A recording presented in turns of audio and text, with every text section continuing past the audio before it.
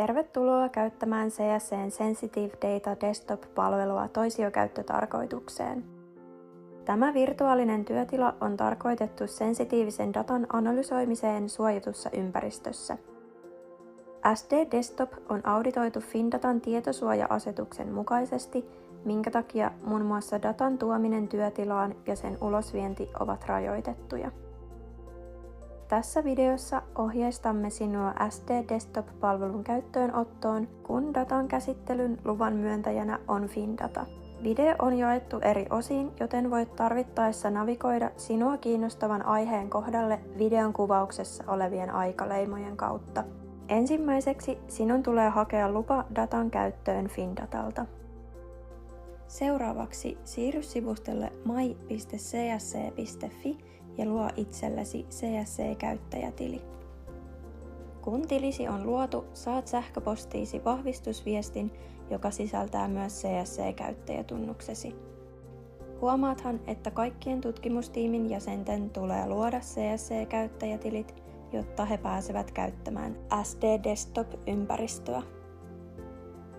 Seuraavaksi sinun on luotava CSC-projekti MyCSC-palvelussa ja siirry Projects-sivulle. Valitse New Project.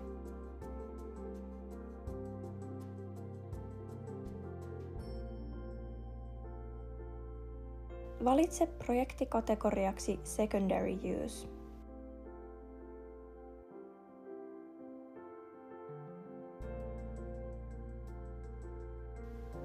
Kirjoita tekstikenttiin projektin nimi ja lyhyt kuvaus. Voit tarvittaessa muokata näitä myöhemmin. Täytä kaikki pakolliset kentät ja lue sekä hyväksy palvelun käyttöehdot.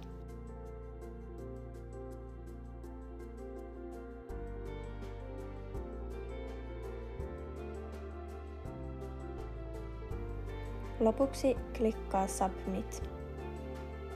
Projektin luonnin yhteydessä sinun tulee täyttää Description of Processing Activity-lomake eli GDPR-lomake. Data Controller on sinun kotiorganisaatiosi, joten valitse vaihtoehto, jossa lukee kotiorganisaatiosi nimi.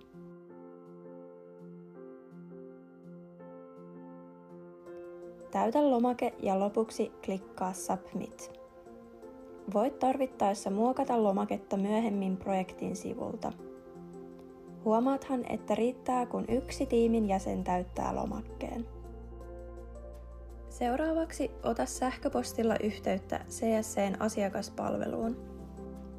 Lähetä viesti osoitteeseen sensitivedata-support@csc.fi ja lisää viestiin aiheeksi Sensitive Data Secondary Use. Kerro viestissä CSC-projektisi numero eli Project Number, jonka löydät projektisi sivulta. Liitä viestiin mukaan aineiston tietolupa eli Data Permit. Listaa viestiin tutkimustiimisi jäsenten sähköpostiosoitteet. Huomaathan käyttää listauksessa samoja sähköpostiosoitteita, joilla CSC-tilit on luotu. Lähetä viestistä kopio myös tutkimustiimisi jäsenille. Seuraavaksi sinun tulee odottaa, että Sensitive Data Support-tiimi lisää tutkimusryhmän jäsenet projektin jäseniksi. Huomaathan, että kaikilla tutkimustiimin jäsenillä tulee olla CSC-tili, jotta lisäys onnistuu. Lisäksi sinun tulee odottaa, että SD Desktop-palvelu aktivoidaan projektiasi varten. Saat vahvistusviestin sähköpostitse, kun palvelu on lisätty. Seuraavaksi kirjaudu sisään SD Desktop-palveluun. Luo virtuaalikone SD Desktop-palvelussa klikkaamalla Go to SD Desktop Management-painiketta. Valitse oikea projekti ja haluamasi käyttöjärjestelmä. Suosituksena on kuitenkin valita Ubuntu 22 käyttöjärjestelmä. Seuraavaksi nimeä virtuaalikoneesi haluamallasi tavalla. Nimen tulisi kuitenkin olla tunnistettava eikä se saa sisältää erikoismerkkejä tai numeroita. Seuraavaksi valitse analysointitarpeisiisi sopiva virtuaalinen tietokone valmiiksi rakennetuista vaihtoehdoista. Tämän jälkeen luo ulkoinen levytila eli volume virtuaaliselle tietokoneelle. Valitse levytilan koko niin, että se kattaa käsiteltävän aineiston sekä työtiedostajan yhteenlasketun koon. Seuraavaksi nimeä ulkoinen levytila. Älä käytä välilyöntejä tai erikoismerkkejä. Lopuksi klikkaa Create Desktop-painiketta. Huomioithan, että vahvistusilmoituksen ilmestyminen voi kestää jopa 60 sekuntia. Jos et ole varma, onnistuiko luonti, ota yhteyttä sensitivedata-support@csc.fi. Virtuaalikoneen luomisessa kuluu usein noin puoli tuntia, minkä jälkeen sinä ja projektisi muut jäsenet pääsette käyttämään työtilaa vapaasti. Pääset siirtymään virtuaaliseen työtilaan sivun alalaidasta All Connections-palkista. Klikkaamalla projektisi tunnusta pääset sisään SD Desktop-palveluun.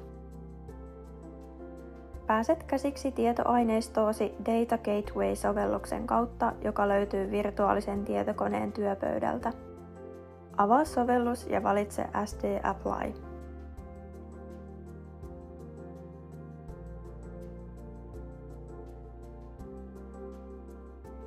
Klikkaa Open Folder ja SD Apply-kansio.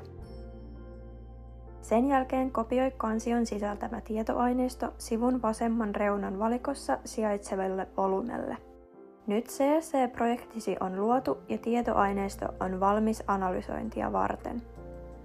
Jos tietoaineistossa on lukon kuva, sinun on ensin muokattava käyttöoikeuksia, jotta sinä ja tiimisi jäsenet pääsette käsiksi aineistoon. Klikkaa hiiren oikealla näppäimellä aineistoa ja valitse Properties. Tämän jälkeen siirry Permissions-sivulle ja vaihda pudotusvalikosta kaikki käyttöoikeudet Create and Delete Files -käyttölupaan.